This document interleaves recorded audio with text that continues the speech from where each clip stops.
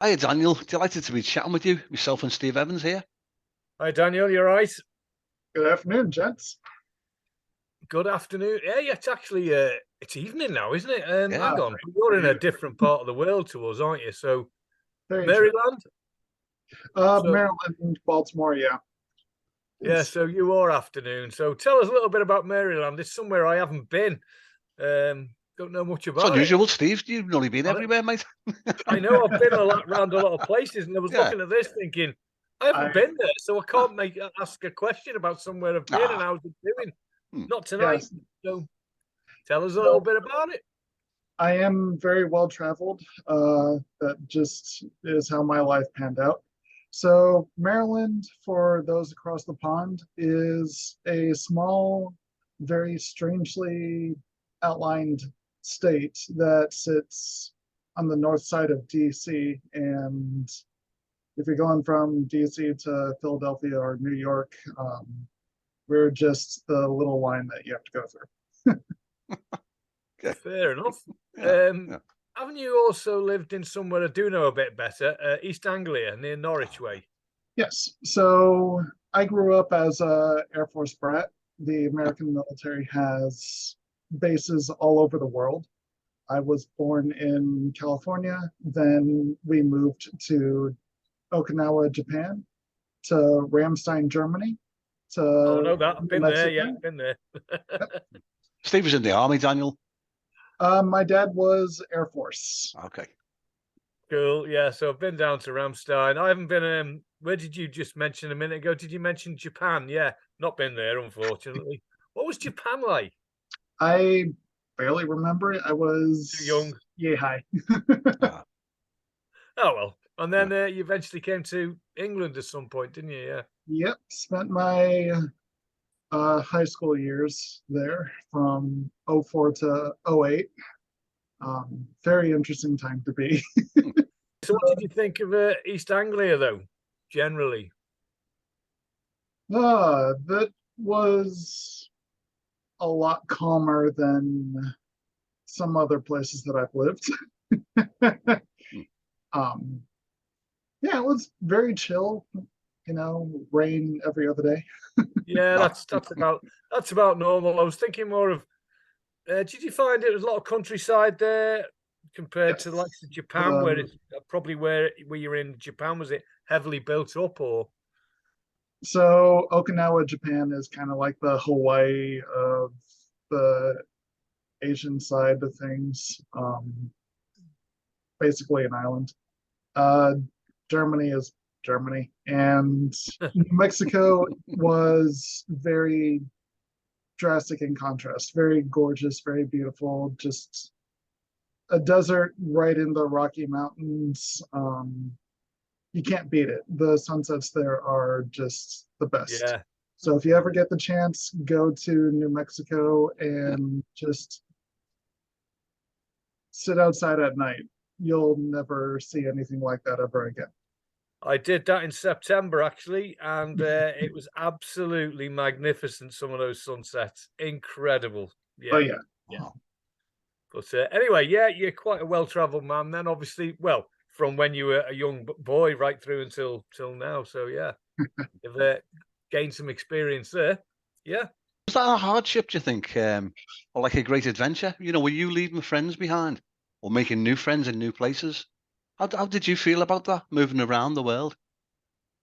I mean, the way I grew up, that was the only life I knew. Didn't know anything different. So I developed a bit of you get used to it. I mean, and it's understood when you move around on the military bases, it's a shared experience by everybody. So it's just a different culture where you make friends easy. You find things that are in common, you get along, and you have a good time.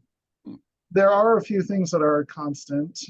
Scouting, Magic the Gathering, Lego, toys, whatever is hot in school at the time. Yeah. So it becomes very easy to center around those kinds of things to just fall into communities and such.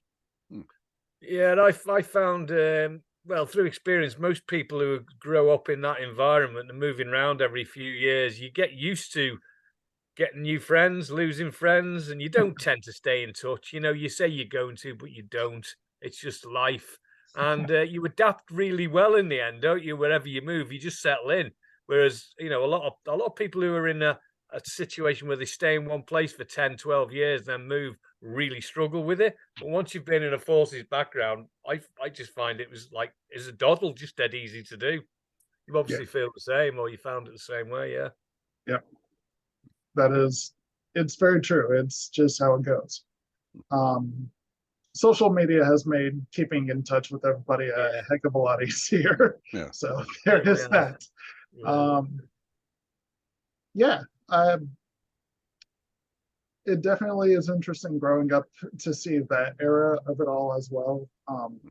My younger days were like super soaker battles in the middle of the street, and of course, technology wasn't what it is now then, and those people, I did manage to keep in touch with a few of them through snail mail, but it's like saying hi every few months, doing it that way.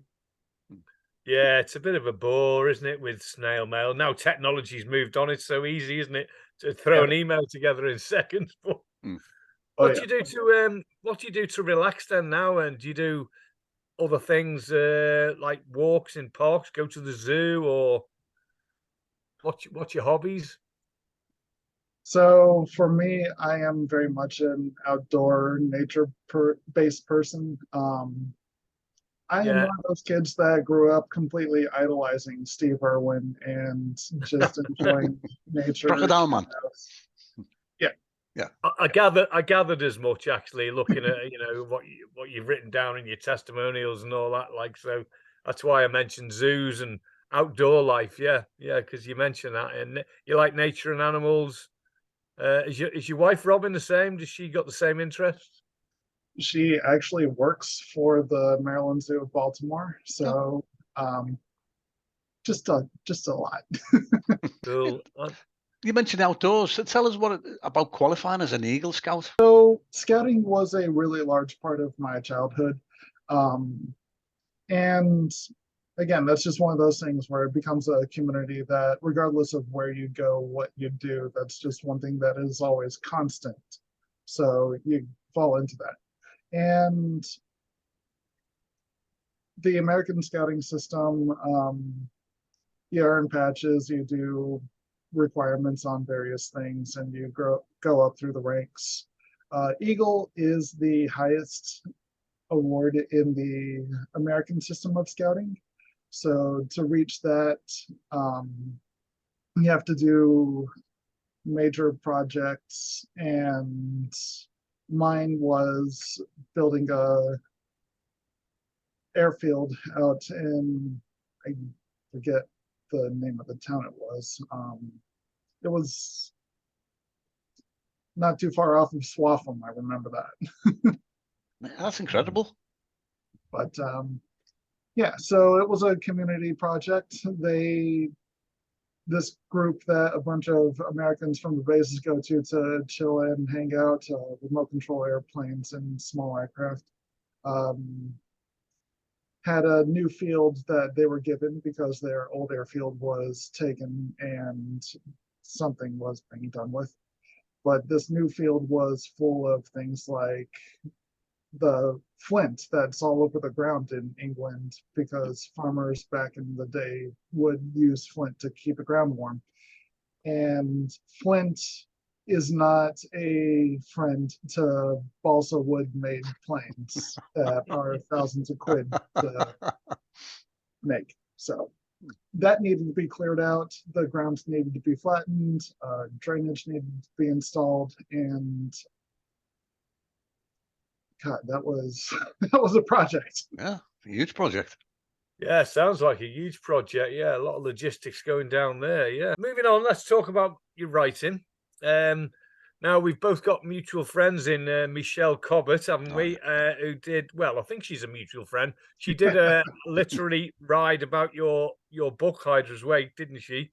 So did you speak to Michelle, by the way, and have a good chat with her, or did she just pick your book up and do the review? Because she had good things to say about it, by the way. Yeah, she actually, that was a surprise out of the blue. It's just one day at the start of January, I got tagged in this thing, looked and saw that I was an indie pick for her, and it's like, oh, that's awesome. So that was a delightful surprise, to be sure. Yeah, she had some good things to say, didn't she, Terry, Yeah, about it? Yeah, you know, because we didn't know anything about your book at the time. Highly recommended. Yeah. Came highly recommended. Yeah, really did. It is an action thriller in the spirit of sci-fi steampunk. So it follows a dirigible pilot who has crash landed in a remote forest, and to survive, he takes refuge in an abandoned mining camp. What he does not know is that he was shot down by a sadistic torturer named Lord Albert Richtoff, and Richtoff is hunting a spy that shares the same name as the dirigible pilot, Rogue Whip. So this area that Rogue is hiding out in happens to be the territory of a four-headed Hydra. And this particular Hydra hunts using a mechanism called Hydra's Wake, which is a hallucinogen that it produces off of its body to basically disorient its prey so that it can walk up and eat and just go about doing its thing. Now, in humans, this hallucinogen also comes with paranormal and trans-dimensional effects. And it makes it very difficult to stay on one's A game when under the influence of the Hydra's Wake. So, anyways, Richtoff and his men land in this mining camp to hunt Rogue down, and they fall under the influence of the Wake. And the Hydra notices people are around, so of course, snack time. Is it an adult themed fantasy? Because it does sound very sort of scary type book. Yeah. So, or dark is the word I'm looking for. Yeah. Dark is a great word for it. With the way that I had planned this out, I wanted it to be a creature feature, and like Tremors. You mentioned Tremors on your excellent website, don't you? The film Tremors. Yeah. So yes, Tremors is the base model, I guess, for the storytelling style of Hydra's Wake. It treats the monster, the Hydra, as went the wrong way there.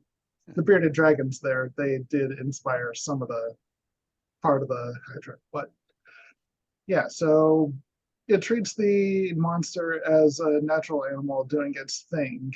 I mean, it's just following its instincts and what it's meant to do. I mean, look at the size of it. The thing is massive. Yeah. So it needs to eat a lot to stay at that size. That's just the way animals work. Yeah.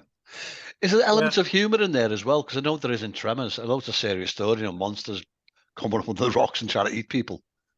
But is it a lightheartedness there as well?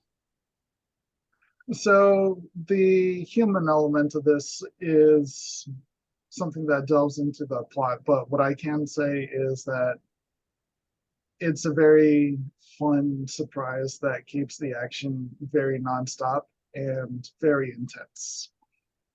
This Hydra has more than a few tricks up its sleeve to make sure that its prey does not escape and ultimately succumbs to the Hydra's needs. I'm guessing from what you're telling us then that Tremors and films like that are obviously your favorite films, are they? For the most part, yes. It comes across. Yeah, it comes across for sure. So is this going to be a standalone book, or is it going to be part of a series, a trilogy, or where's it going? So Hydra's Wake is the launch of a series, the Wake series that I've got planned. And it follows situations where humans are put into very intense survival situations to basically try and escape with their lives.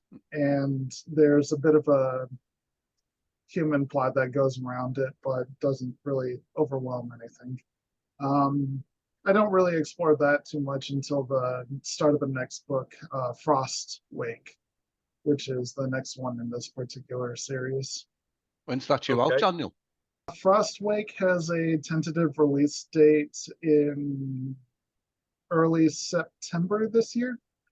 I haven't released too many details on it. Right now I'm promoting pretty hard on my first standalone novel, Hydra Tower.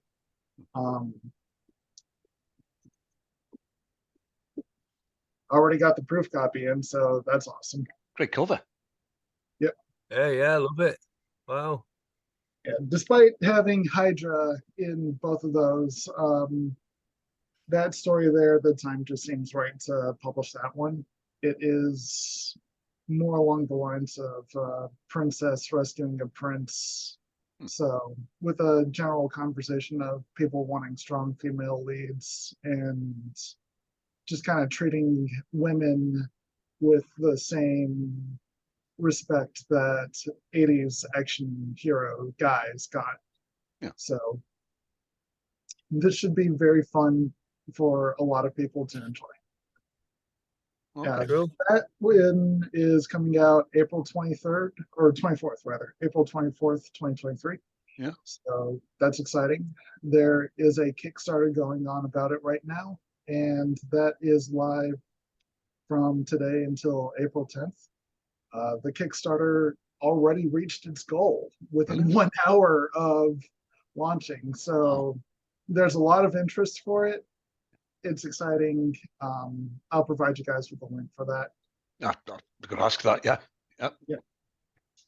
On the beginning of the book, you created like a Bible about the details about the locations and the characters from the novel. Does that help pull the readers in? And are you using that yourself as a sort of Bible? You know, so you know the different character, the color of their eyes, for instance, it doesn't change in chapter 9. So the intensity of the Hydra's Wake story here, the action is nonstop, and the way that it's laid out, I don't really get the chance to info dump or explain things along the way. Yeah. So I had to get very creative on how to bring all of that information to the reader up front. This is very much a story where the characters know the situation they're in, they accept it, and they're just doing what they can to do their thing and survive. So because they know it, it's very difficult to convey that as, oh, it's new information, without making it seem awkward. Yeah. So the first chapter and the prologue of Hydra's Wake really set the stage and bring about all the information you really need without being boring. So it does the job well, and it sets up the stage to where the rest of the book, strap yourself in and enjoy the ride. Now, we see you've self-published Yes. for a variety of reasons, which we'll come on to. But did you try and go with a traditional publisher? Did you have any joy with that? Did you find it very difficult? So I actually did land a literary agent for Hydra's Wake. Wow, excellent. Yeah, I tried the traditional route, but the dark secret to it is that if you thought querying for a literary agent was bad, that's only half the battle, because now your literary agent has to do that exact process to the publishing houses. And that, just like the querying process itself, does not always pan out. And my agent and I had to eventually have the conversation of, the story is great, it can do well, it needs to come out, but your best option to make that happen is to self-publish. And they gave me a lot of information on how to do that properly, how to make it effective, and well, here we are. Hydra's Wake has sold over 1,200 copies Oh, brilliant. in its That's first brilliant. 8 months. Yeah, it is superb. Excellent. Excellent. Yeah. So self-publishing certainly is work for you. Yeah. Have you found it difficult to keep on top of everything? Because as well as you need to get someone to edit it for you, fresh pair of eyes, you need to do all your social media, all that sort of stuff. Have you struggled with that, or have you got any help from friends or relatives or whoever, colleagues? I had a little bit of an unfair advantage in that because my literary agent basically broke down, here's what you need to do in what order, and gave me a pretty good rundown of how to make it work. So that was valuable information. Just knowing the different steps, having a little bit more in depth of what the expectations are when you go into this thing. And the best advice that I would have for authors who are looking to go down the self-publishing road is do not rush it. Take your time and take pride in your work. If you are asking people for money for your product, make sure that it is professional. I spent a good chunk of change on this image here. Looks brilliant. It works. Yeah. I mean, Well, yeah, I was just going to say it works, doesn't it? Then, yeah, excellent. Yeah, you're scrolling along on social media, you see that and go, whoa. Yeah. It will stop a Twitter scroll, and because of that, it does the job of a book cover. If it doesn't stand out, you're not gonna get picked up, and if you're not picked up, you have no chance. So That's interesting, actually. You're the second person in a matter of days who've said the same thing about the cover And the being title. original, something that stands out. So yeah, it works. Great stuff. You mentioned Twitter just then. We've connected on Twitter. Yep. Are you using any other social media platforms for promotion? So that list is Facebook, Instagram, Pinterest, Tumblr, Twitter, Mastodon, Hive, and a little UK-based one called Right Buzz. Oh yeah. No, I've heard that one. No, new to me. Yeah, it's a radio show thing that decided to launch a social media. I logged on that one in a minute. I should probably do that. No, it's not Buzz Sprout, is it? No. Right Buzz. Right Buzz. No, not one I'm familiar with. Anyway, but yeah. I know I was there when they started to exist, and that wasn't all that long ago. So, can I just ask? Is something distracting me over your shoulder? Have you got rats or guinea pigs or something? You can see the movement, can't we?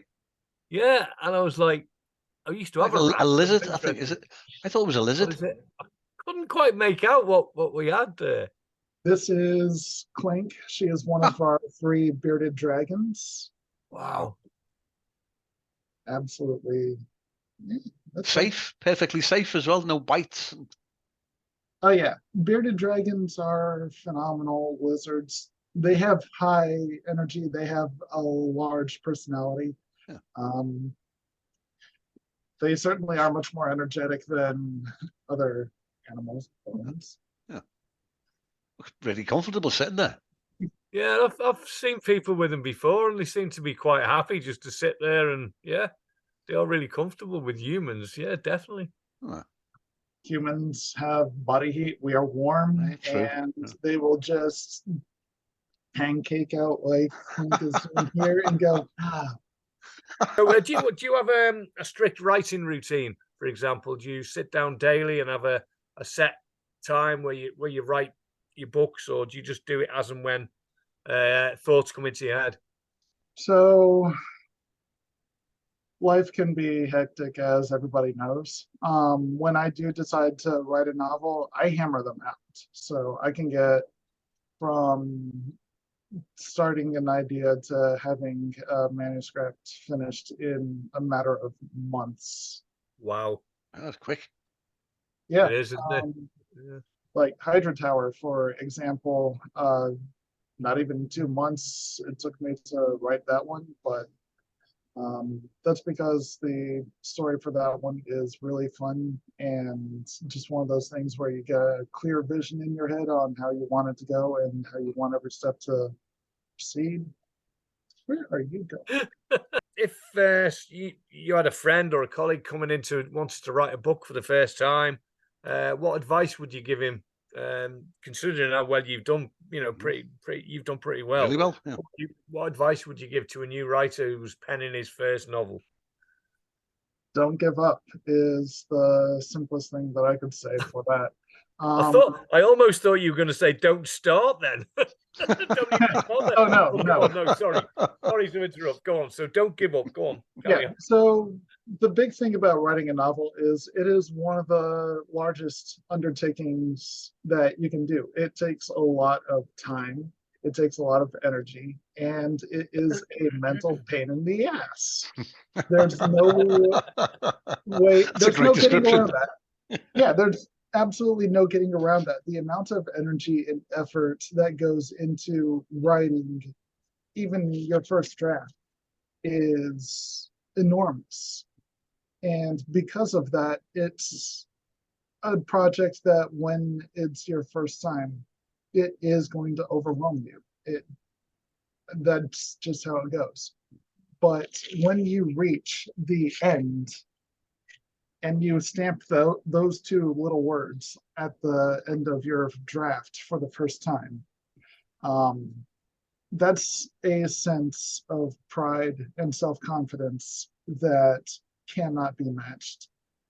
It's just one of those accomplishments that makes you feel powerful to yourself. And that's why I would say do not give up. Experiencing that feeling is huge, and it is worth it. It is worth the headache that you will be forcing yourself to go through. And the level of pride that you give yourself just for doing that. You don't even have to publish it. Just finish the damn book and you will see yourself as a better person for it. You do that through your book writing, or was it, did you generate 14.1 thousand followers previous to writing, or was it?